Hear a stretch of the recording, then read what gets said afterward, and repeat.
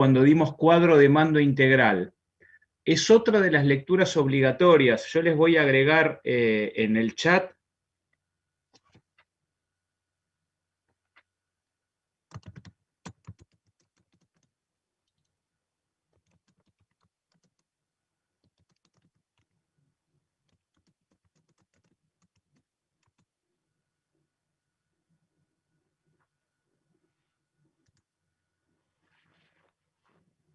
El título del libro es Tablero de Control de Alberto Balbé. Ustedes van a ver que lo más importante son los capítulos 2, 3 y 4. Todo lo demás es básicamente ejemplos, pero son diferentes ejemplos de tableros, y de tableros, muchos de ellos usados en Argentina. Esa es principalmente la virtud de esta bibliografía. Y esta también es una bibliografía obligatoria. Nosotros mencionamos el tema tablero cuando vimos cuadro de mando integral.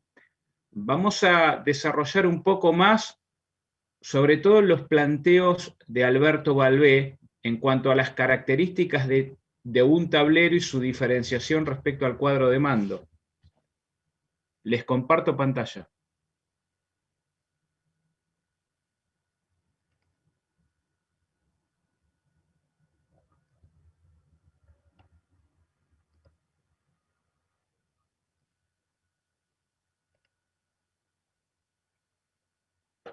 ¿Lo ven bien? Sí, profesor, se ve.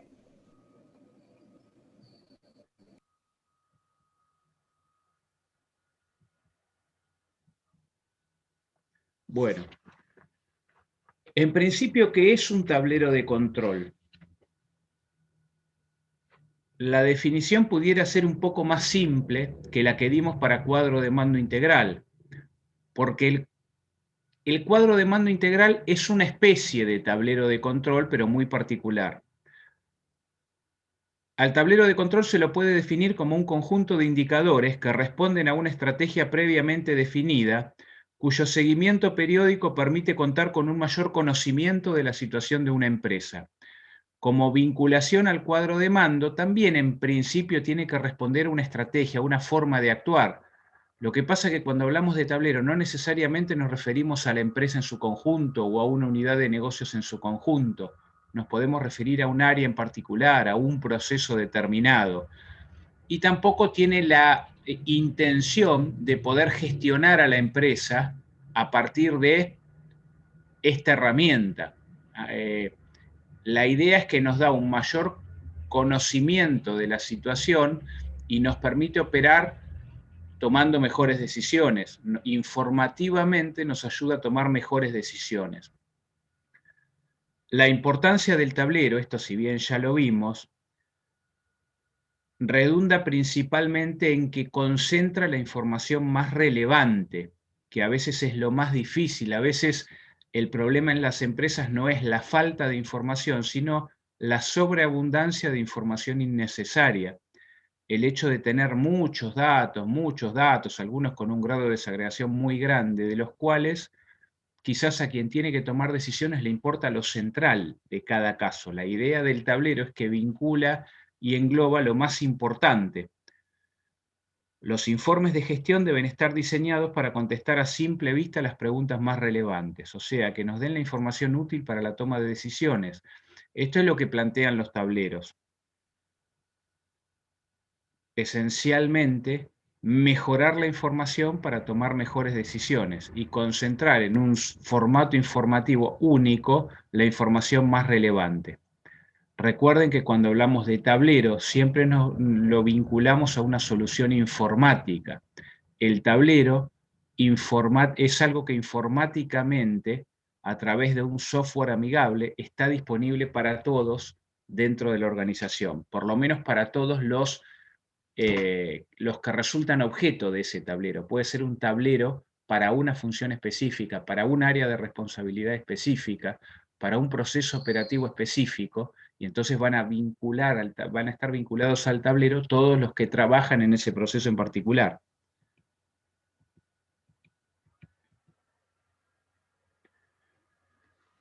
En cuanto a cómo armo el tablero,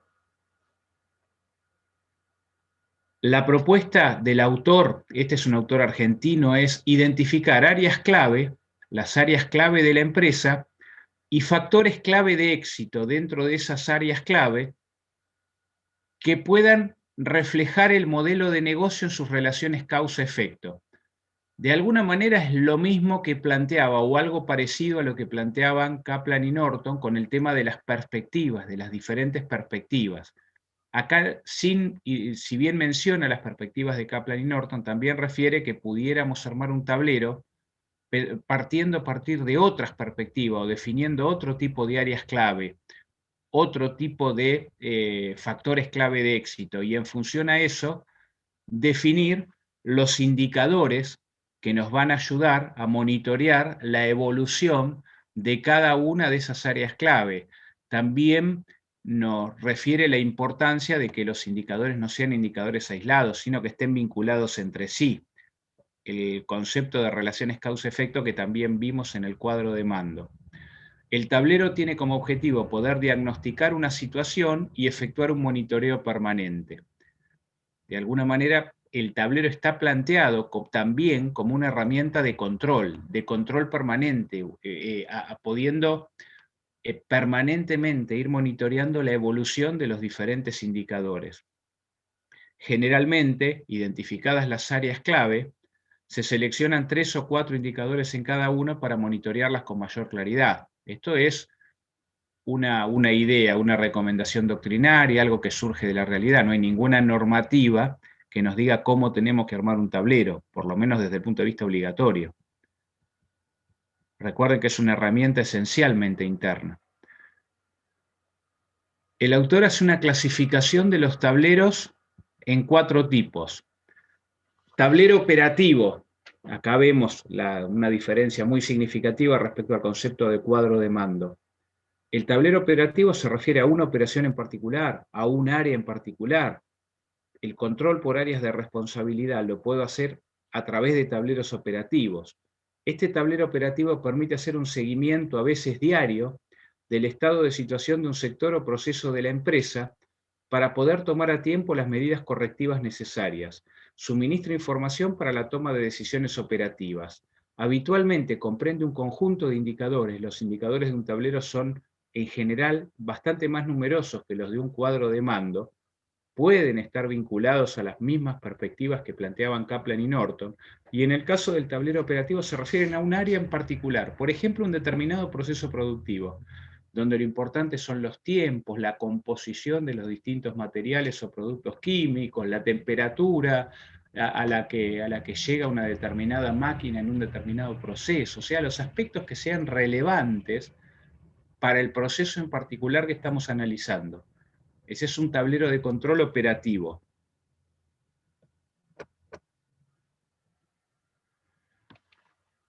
Tablero de control directivo.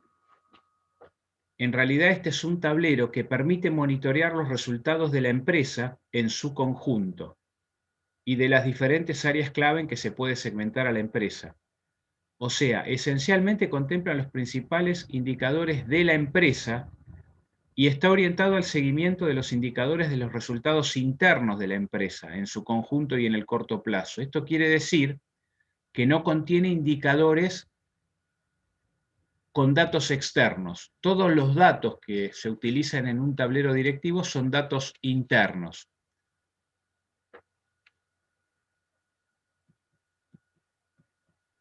Cuando hablamos de un tablero estratégico o tablero de control estratégico, acá hablamos de información interna y externa, necesaria para conocer la situación y vinculado al posicionamiento estratégico y a largo plazo de la empresa. Por ejemplo, comparaciones de la empresa con la competencia, la situación de la empresa respecto a la competencia, la situación de las variables del contexto y su impacto en la empresa. El tablero de control estratégico contiene información interna y externa. Y por último se habla de un tablero de control integral que se asimila al concepto de cuadro de mando integral, cuando en realidad refleja esencialmente la estrategia conjunta de la empresa, con la intención de gestionarla a partir de los principales indicadores que reflejan la actuación de la empresa en cada una de las principales perspectivas. Recuerden que en un cuadro de mando eran las perspectivas financieras, la perspectiva de clientes, la perspectiva de procesos internos y la perspectiva de aprendizaje y crecimiento. No dejen de ver para el examen final por lo menos los primeros 6 capítulos yo les diría, 6 o 7 capítulos del libro Kaplan y Norton, Cuadro de Mando Integral.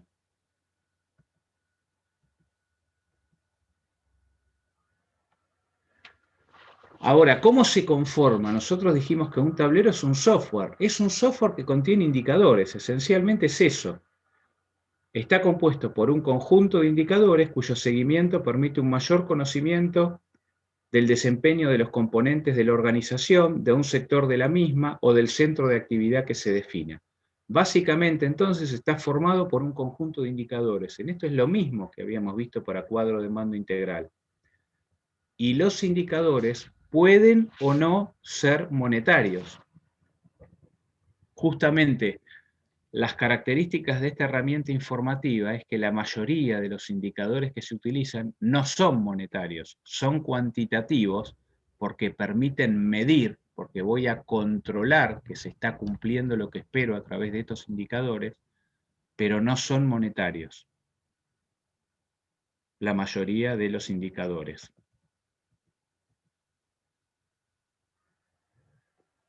Algunas de las funciones de los indicadores: prevenir situaciones, verificar situaciones, ejecutar situaciones, evaluar situaciones. Ahora vamos a ver cómo.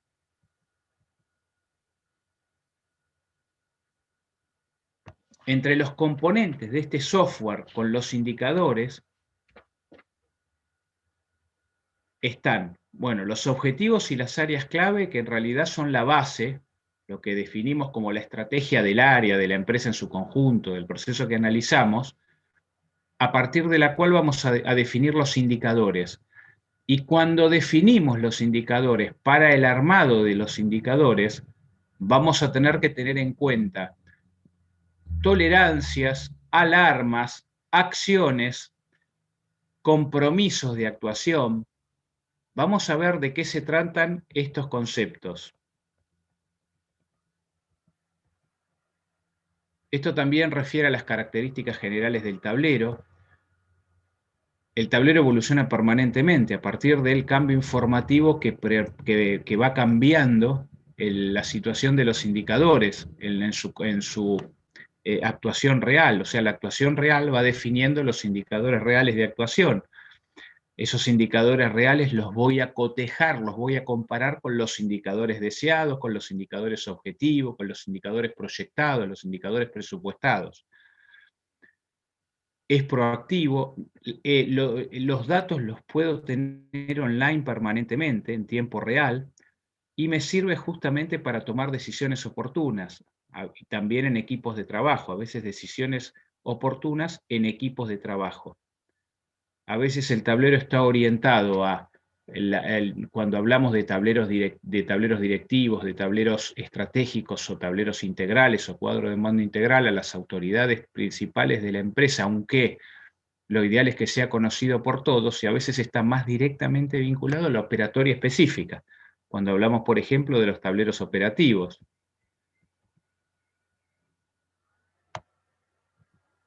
Esto refiere a la información en general, tiene que ser orientada a objetivos, relevante, confiable, oportuna, integrada, clara e inequívoca.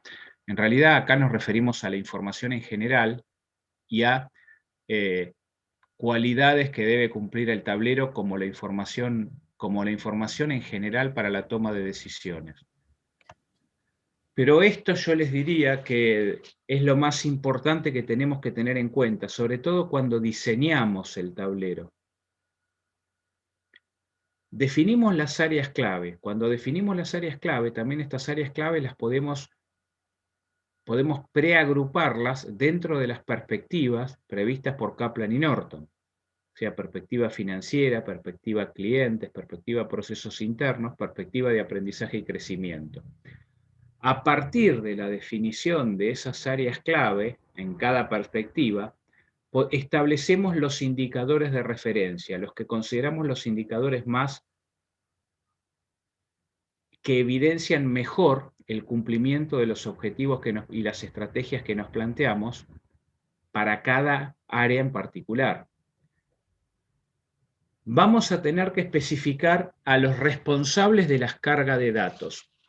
Los indicadores van a tener que ir permanentemente, primero vamos a tener que considerar el ingreso de los datos necesarios que permitan después armar los indicadores. De acuerdo al caso, el indicador va a necesitar diferentes datos que necesitamos que ingresen permanentemente al sistema. De acuerdo a el momento, hay indicadores que se van actualizando día a día, otros tal vez se actualizan semestralmente, porque dependen de una encuesta que se hace, por ejemplo, de manera semestral. La realidad es que tiene que haber una persona dentro de la organización que sea el responsable de cargar los datos, de que permanentemente se carguen los datos, que van modificando los valores de los indicadores. Tenemos que definir el alcance de la información. Acá nos estamos refiriendo al periodo que incluye la información. O sea, hablamos de un tiempo, de un proceso. Se refiere a los tiempos en el día, a los tiempos del mes, al acumulado del ejercicio, al proyectado, o hablamos en este caso del monto de ventas, del monto total de ventas, de las utilidades, de la evolución de las ventas, por día, por mes, acumulado, proyectado.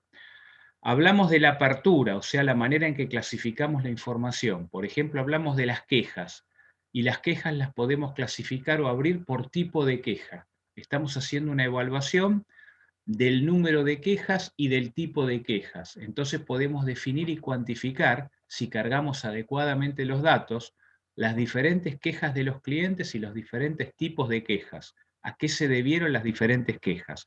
O esta apertura pudiera ser, de la misma manera, desde el punto de vista financiero, hasta es más fácil advertirlo, bueno, ventas por sucursal, por producto, por vendedor.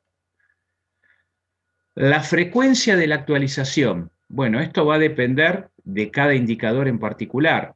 Se actualiza de manera online, de manera permanente, se actualiza en forma diaria, se actualiza en forma semanal o en forma semestral, como vimos hoy. La referencia. En los tableros de control siempre voy a comparar el indicador con un indicador objetivo. Ese indicador objetivo representa nuestra referencia. Y nuestra referencia puede ser el indicador que definimos, que proyectamos, puede ser el indicador del año anterior, puede ser un indicador histórico, puede ser el indicador de la competencia. La idea es que siempre, cuando definimos los indicadores, tenemos que definir además un indicador objetivo, el indicador esperado, el indicador deseado, en función a los objetivos y las estrategias a desarrollar por la empresa.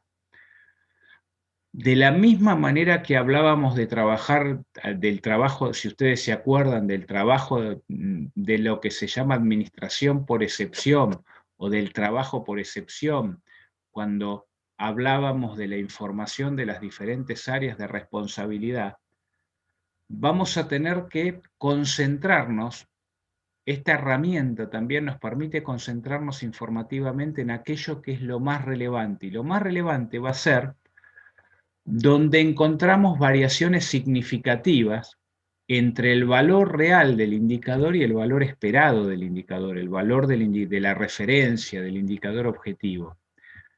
La idea es que esto, como viene, este tablero viene armado en un software amigable, que habitualmente cuenta con gráficos específicos, no solo de tortas o de barras, sino a veces son dibujos, lo que sea más claro, más práctico y más amigable para quien lo pueda ver. Lo importante es definir parámetros de alarma. Y esto tiene mucho que ver con lo que referíamos como los criterios de significatividad, en el caso de las variaciones, si ustedes recuerdan, entre los datos reales y presupuestados de las partidas que se informan vinculadas a una operación determinada o a un área de responsabilidad determinada. En este caso también hablamos de parámetros de alarma por la evolución de los indicadores por encima o por debajo del indicador esperado de manera significativa. Vamos a tener que definir de la misma manera parámetros de alarma o de significatividad. Y esos parámetros nos vamos a dar cuenta, los vamos a identificar en el software, o en el software van a resaltarse a través de colores específicos, de sonidos específicos. El software va a estar preparado para, en general, plantear ese tipo de colores o generar sonidos especiales cuando los valores se están apartando de manera significativa del valor esperado del indicador. Tenemos que definir, como dijimos, o una de las características de las cualidades principales de los tableros, es que sea lo más amigable posible el software. Entonces también que los gráficos sean los más representativos posibles.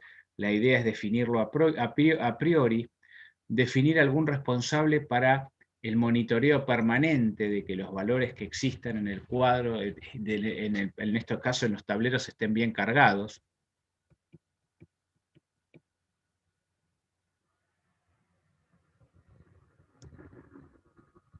Entonces, dijimos que lo primero es la definición de los indicadores. Esto tiene que surgir siempre a partir de la estrategia. Acá no hablamos necesariamente de la estrategia de la empresa en su conjunto, sino del área en particular. Los objetivos y la estrategia de lo que tiene que hacer ese área en particular van a definir entonces los diferentes indicadores que voy a utilizar, definiendo previamente factores críticos de éxito, que pueden o no estar vinculados a las perspectivas que previeron Kaplan y Norton.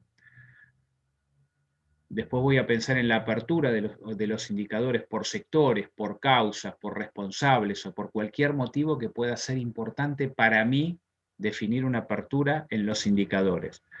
Cuando elaboro los indicadores, tengo que definir claramente cuál es el origen de la información, de dónde surgen los datos, cuáles son esos datos a procesar, qué procedimiento se va a usar para la carga de los datos y con qué frecuencia se van a cargar esos datos y se van a actualizar esos indicadores.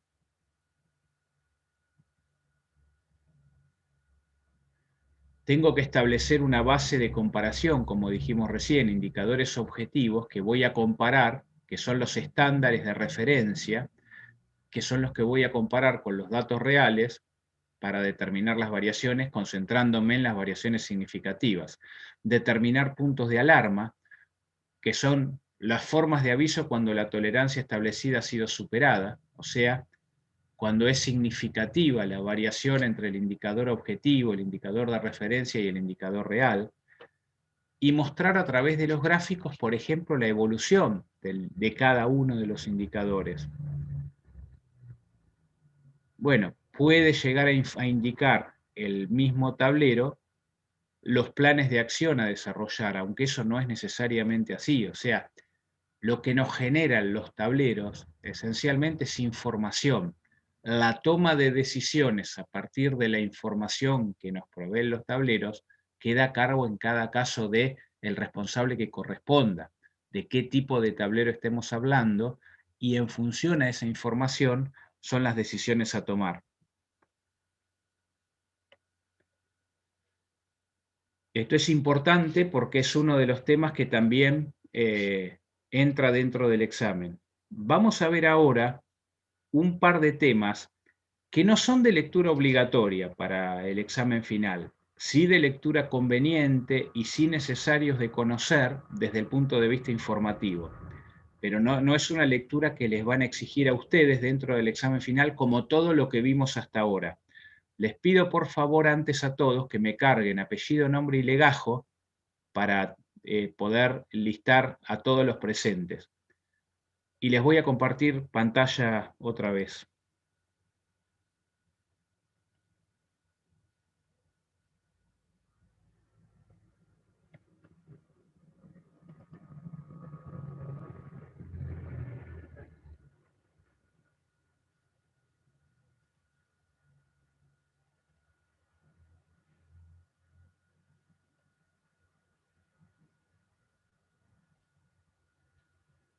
Bueno, ¿se ve? Sí, profesor, se ve. Esto lo tienen que haber visto en algunas materias, esencialmente en materias de administración.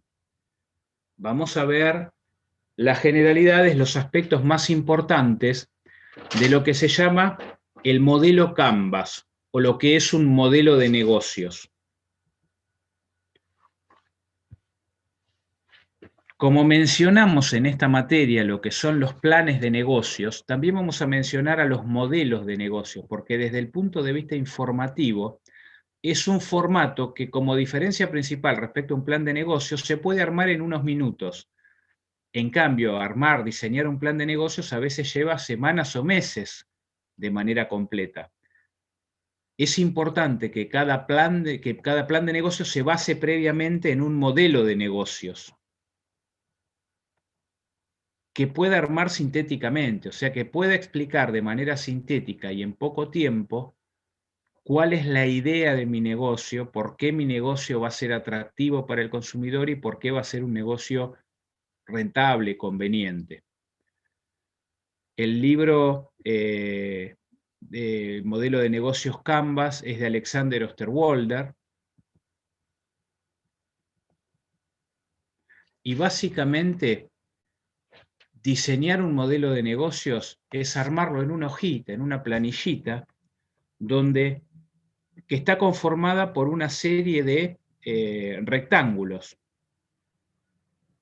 Estamos hablando de 7 rectángulos, de los cuales 2 se dividen en 2, o podemos hablar de 7 o de 9 rectángulos.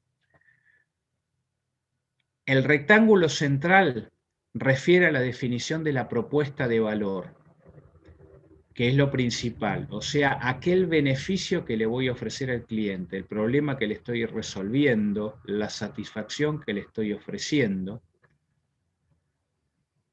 Y esencialmente la vinculación de esta propuesta de valor que la empresa puede hacer al segmento de clientes a partir de la identificación de las necesidades, de los problemas, de aquello que el cliente está buscando, es lo que define principalmente la esencia de cualquier negocio.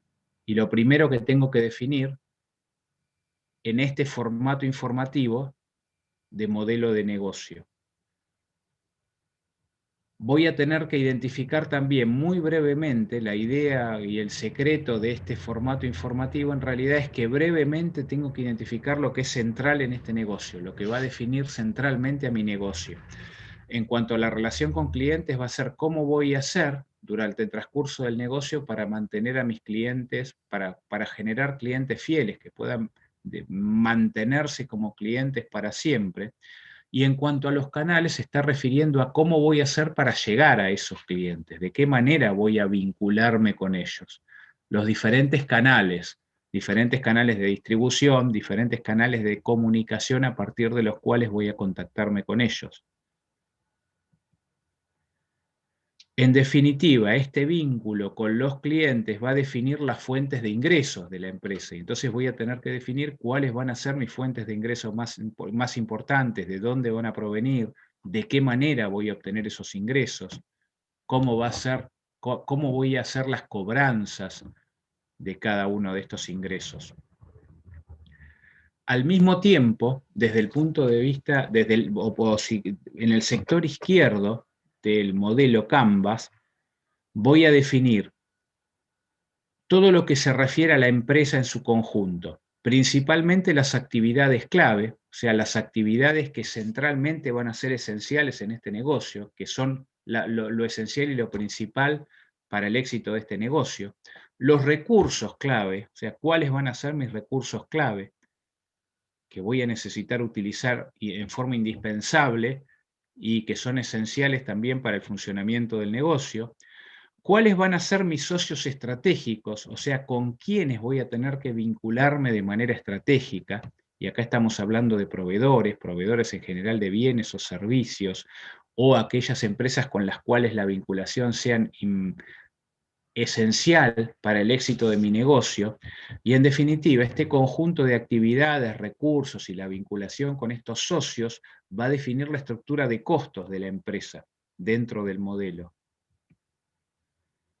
Entonces, ¿en qué consiste este formato informativo del modelo Canvas? Una propuesta de valor orientada a un segmento de clientes que pueda definir en pocas palabras la manera de relacionarme con los clientes, los canales que voy a utilizar, que van a definir mi fuente de ingresos, cuáles son mis actividades clave, mis recursos clave, los socios estratégicos y cuál va a ser mi estructura de costos. De alguna manera, la proposición de valor define el qué es lo que le voy a ofrecer a mis clientes. todo lo que tiene que ver con la vinculación con los clientes, los canales y el segmento de clientes al que apunto representa el quién. ¿Quién va a ser el objeto de mi propuesta de valor? Todo lo que tiene que ver con las actividades clave, los recursos clave y los socios estratégicos definen a cómo voy a generar esa propuesta de valor para mis clientes. Y todo lo que tiene que ver con los rectángulos de inferiores tiene que ver con cuánto voy a ganar, cuáles van a ser mis ingresos y cuáles van a ser mis egresos. De manera genérica, yo debiera poder explicar todo esto en una planillita.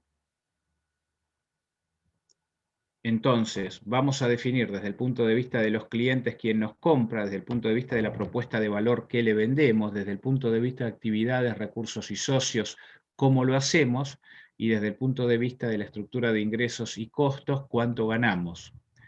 Lo más importante, de todas maneras, para el negocio es el encaje que se da entre la propuesta de valor y el segmento de clientes. Esto van a ver esencialmente, pero y de esto ya hablamos bastante durante la cursada, esencialmente lo que vamos a analizar respecto a los segmentos de clientes o los grupos de clientes a los que vamos a apuntar son los principales procesos del cliente. La bibliografía les va a hablar de los diferentes trabajos del cliente, los diferentes roles del cliente en su vida, en su operatoria, los diferentes problemas del cliente, los diferentes beneficios que busca el cliente y cómo nosotros con la propuesta de valor generamos los beneficios y qué tipo de beneficios generamos para el cliente, cómo solucionamos los problemas, de qué manera le solucionamos los problemas con los productos o servicios que vamos a usar. Entonces, como dijimos, primero definimos quiénes son los segmentos de clientes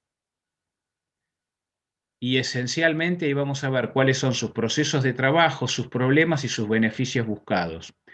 La propuesta de valor, en realidad, en lo que vamos a definir en la propuesta de valor es qué problema le estamos resolviendo al cliente y de qué manera, qué necesidad estamos satisfaciendo, a través de qué tipo de producto o servicio, pero esencialmente cuál es el problema o necesidad que resolvemos al cliente, cuáles son los beneficios que le generamos al cliente. Así entonces, de manera genérica, si yo les recomiendo la lectura de esta bibliografía, pero les va a hablar, bueno, de los diferentes procesos de trabajo del cliente, los diferentes problemas, los diferentes beneficios buscados, y cómo, a través de la propuesta de valor, podemos resolver todas esas cuestiones a través de nuestro producto o servicio. ¿Qué soluciones le ofrecemos a todos los problemas que tiene? ¿Qué beneficios somos los que le podemos generar, que les podemos generar? La idea es que podamos definir todas esas cuestiones de manera breve, rápida y en pocas palabras o en pocas oraciones en una misma planilla, que quede muy claro cómo se da este encaje, esta vinculación entre la propuesta de valor y el segmento de clientes, que es el aspecto clave de todo el modelo de negocio. Lo demás depende siempre de eso. Bueno, hablamos en el lado derecho de la vinculación con los clientes, de la relación con los clientes, los canales y las fuentes de ingresos. Cuando hablamos de los canales, lo que vamos a describir es cómo vamos a hacer para llegar nuestra propuesta de valor al cliente, en qué momento, cómo vamos a lograr el contacto, qué canales vamos a utilizar, qué cobertura de mercado vamos a utilizar.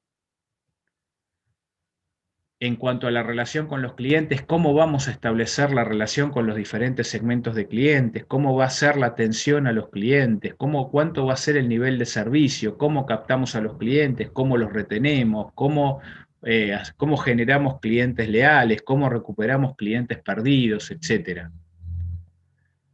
Y en cuanto a las fuentes de ingresos, lo que vamos a definir muy brevemente, cómo vamos a generar flujos de caja de los diferentes segmentos de clientes, en definitiva, cómo van a pagar los clientes, cómo definimos los precios, cómo van a ser las formas y medio de pago. Bueno, y respecto al sector que tiene que ver con la actividad de la empresa, o sea, el sector izquierdo, Hablamos de las actividades clave, los recursos clave, los socios estratégicos y las estructuras de costo. Los recursos clave se refieren a los activos principales, pero también el recurso humano. Hablamos del recurso humano, hablamos del recurso tecnológico, hablamos del recurso del conocimiento. En las actividades clave tenemos que describir las actividades más importantes que debe emprender una empresa para que el modelo de negocio funcione. Y en cuanto a los socios estratégicos, básicamente son los principales proveedores de bienes o servicios que son claves para mi negocio, las alianzas o acuerdos que vamos a necesitar para que nuestro negocio pueda funcionar, y a veces estos que proponen, estos ellos tienen que ver, o estas vinculaciones tienen que ver con inversores, con proveedores, con bancos, etc. La estructura de costos es lo que voy a definir después respecto a nuestro modelo de negocio, cómo se conforma esa estructura de costos, cuáles son los costos más importantes. Y acá tenemos un ejemplo, por ejemplo el Nespresso. En realidad el segmento de clientes son empresas y familias de alto nivel socioeconómico, y la propuesta de valor es un café expreso de alta calidad preparado con facilidad en casa. La manera de contactarme a los clientes o los canales a través de los cuales voy a contactarme con los clientes son el call center, nespresso.com, o sea, a través de internet, y tiendas exclusivas. Y va a existir un club de clientes, un club de consumidores que es Nespresso Club, donde voy a determinar toda la manera de vincularme y cuidar todo tipo de contacto con el cliente. ¿Cómo voy a determinar principalmente los ingresos? Con ventas de máquinas con bajo margen, no vamos a cobrar mucho o generar mucho margen con las máquinas, y ventas recurrentes de cápsulas, que son las que necesitan las máquinas, con alto margen. O sea, este producto complementario que necesitan las máquinas va a ser principalmente nuestra fuente principal de ingresos. ¿Cuáles van a ser las actividades clave? Bueno, la fabricación, la patente, o sea, el hecho de mantener la marca, el mantenimiento del club. ¿Cuáles van a ser los recursos clave? Bueno, los canales de distribución que voy a necesitar, el café, la marca, las fábricas.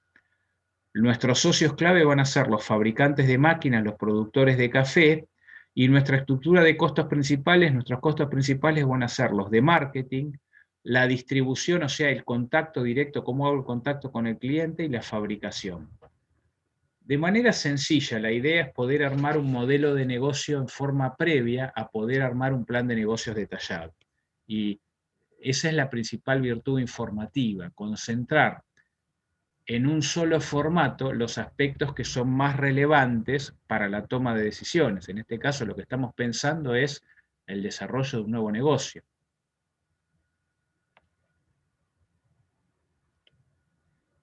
Como les dije, esta bibliografía no es una bibliografía obligatoria, es una bibliografía opcional y recomendable. Les voy a compartir pantalla otra vez y vamos a hablar de otra bibliografía, que tampoco es de contenido obligatorio, pero que también se las recomiendo.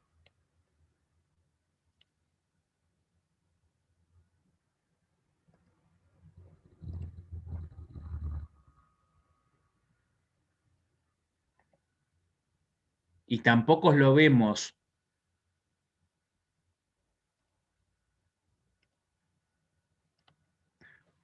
de manera muy extensa precisamente por eso, porque es un complemento, no son lecturas obligatorias. Esto se refiere a un libro que se llama Más allá del sistema presupuestario, de Hopp y Fraser. El tema es que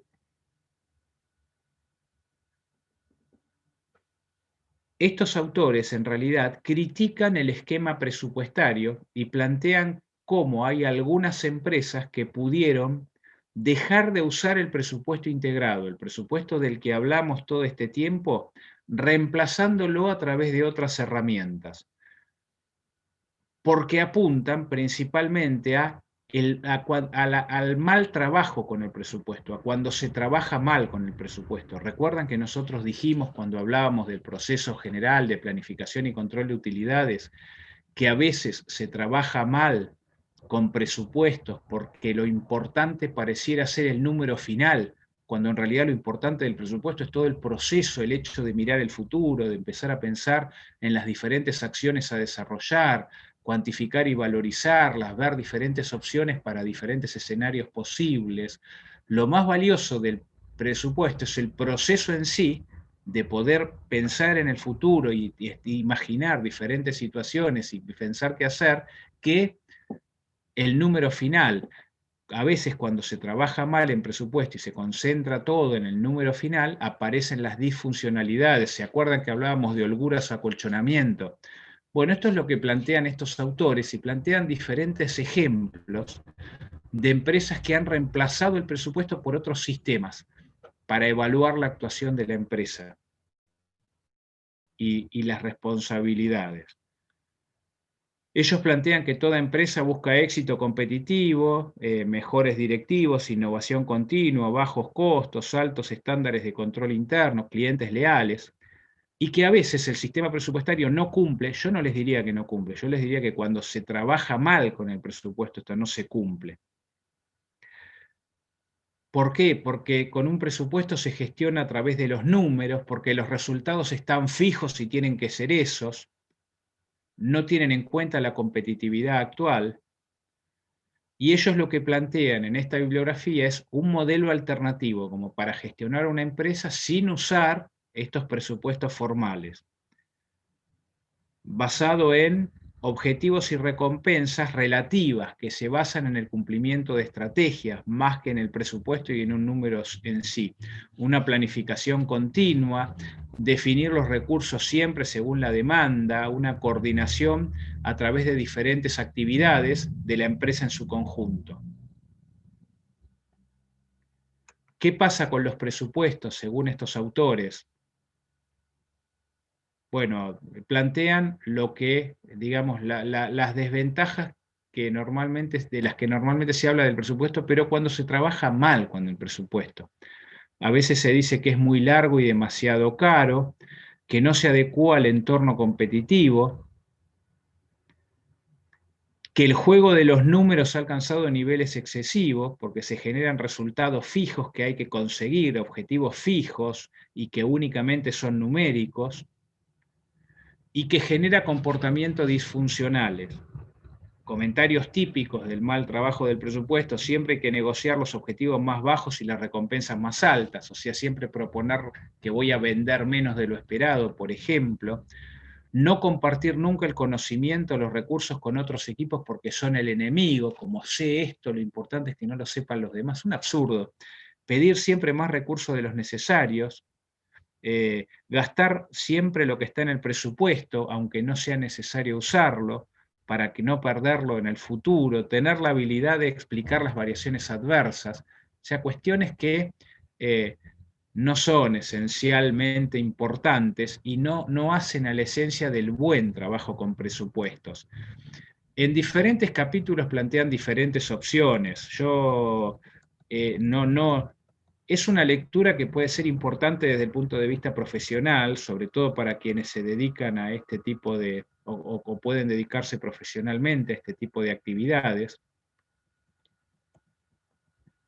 Pero, por ejemplo, en el capítulo 9 plantean diferentes alternativas de trabajo, alternativas informativas a partir de las cuales, utilizándolas integralmente, podemos sustituir al presupuesto. Y ellos hablan principalmente de los modelos de valor del accionista, el benchmarking, o sea, la comparación con otras empresas, el cuadro de mando integral, la gestión basada en la actividad, la gestión de las relaciones con los clientes, lo que vimos en los CRM, y otro, la utilización de sistemas de información empresariales y previsiones actualizadas. Bueno, los modelos de valor del accionista, esto tiene que ver con la generación de valor. Por ejemplo, nosotros lo vimos con la identificación permanente del valor del negocio, cómo definimos el valor del negocio y cómo vamos monitoreando si estamos bien a partir del cálculo permanente de cómo evoluciona el valor de nuestro negocio. Los modelos de benchmarking, que en realidad plantean esta comparación con otras empresas. Bueno, el cuadro de mando integral, del cual ya hablamos bastante. Los modelos de gestión basado en la actividad, ustedes vieron bastante de costo basado en la actividad a lo largo de la carrera en general. Los modelos de gestión de las relaciones con el cliente, que normalmente se trabaja a través de los software CRM. Bueno, y otro tipo de sistemas de información empresarial y previsiones de los cuales vimos, muchos de ellos se acuerdan cuando vimos toda la información, cómo generábamos información de inteligencia para la toma de decisiones. En realidad, estos dos, esta bibliografía, tanto el modelo Canvas de Alexander Osterwalder o esto, o más allá del sistema presupuestario de Hoppe y Fraser, son lecturas adicionales y no obligatorias. O sea, son interesantes desde el punto de vista profesional, pero no son exigibles, no se van a tomar como lectura obligatoria en la mesa de finales. Nos queda un temita más que vamos a desarrollar, pero que también es un tema que no es de lectura obligatoria en la mesa de finales, pero como habla de la contabilidad de la innovación, se refiere al método Lean Startup, que hoy está bastante en boga y se está usando bastante, o digamos muchas empresas trabajan de esa manera, y los aspectos que tienen que ver con la contabilidad de la innovación, que es uno de los capítulos de esa bibliografía. Eso lo vamos a desarrollar la próxima clase, y la próxima clase va a ser la última clase. Lo que les voy a pedir a todos es que preparen todas las dudas que les puedan haber quedado desde que comenzamos la cursada hasta ahora. O sea, cualquier tipo de duda que les pueda quedar de todo lo que vimos de aquí en adelante, porque la última clase va a ser un poquito ver eso y esencialmente el resto va a ser repaso. Así que les pido eso, que la próxima clase no va a ser la semana que viene no hay clases porque es semana de finales, va a ser dentro de 2 semanas, dentro de 2 jueves. Que preparen para dentro de 2 jueves todas las dudas que puedan haberles quedado respecto a la cursada. Ya vamos a estar bastante más próximos a la toma de exámenes finales de diciembre. ¿Cargaron todos los datos de apellido, nombre y legajo en el chat? Sí, profe. Bueno, ¿queda alguna duda respecto a lo que vimos?